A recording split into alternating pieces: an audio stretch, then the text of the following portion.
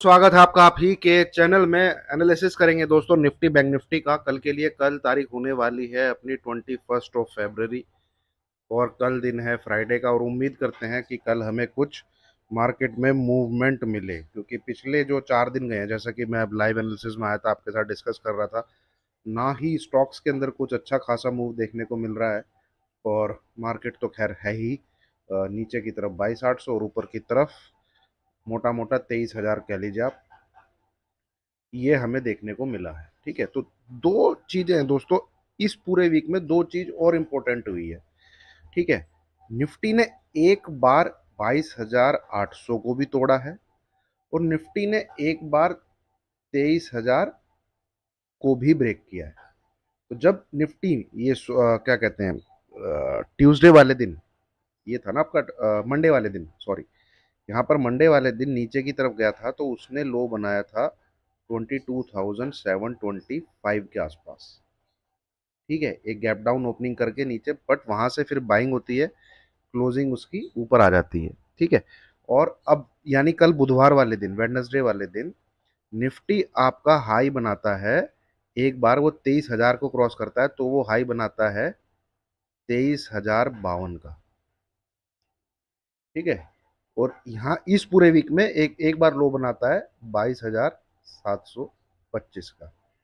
ठीक है, और क्लोजिंग बेसिस रेंज में फंसा हुआ है वो भाई 23,900 से लेके, सॉरी 22,900 से लेके 22,950, ये उसकी क्लोजिंग बेसिस रेंज है।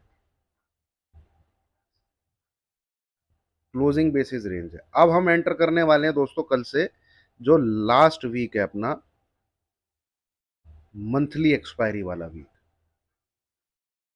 ठीक है, अब एक एक चीज को ध्यान से सुनिएगा।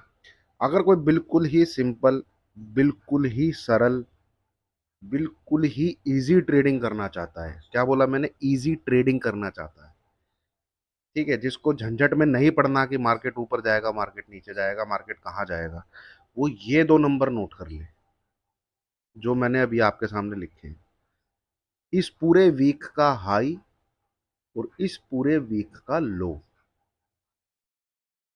लो और हाई। ठीक है, अब कल क्या है, कल है फ्राइडे। उम्मीद करते ये एक्सपायरी खत्म हो गई है। जो प्रीमियम मीटिंग का इनका मुद्दा था, इन्होंने प्रीमियम मीट किया है, 23,900 की कॉल भी खाई है, 23,900 की पुट भी खाई है। ठीक है, ये जब 23,900 के ज़्यादा 100-150 पॉइंट नीचे चले गए तो मार्केट को खींच के लेके 23,900 के पास लेके आ गए, और जब 23,900 से ऊपर 150 पॉइंट चले गए तो वहां से भी मार्केट को खींच के 23,900 के पास, और 22,000, बार बार 23 निकल रहा है, 22,900 के पास लेके आ गए। तो ऊपर भी नहीं जाने दिया, नीचे भी नहीं जाने दिया। ठीक है, पर ये अगर अब आप ये नंबर अगर कटता है,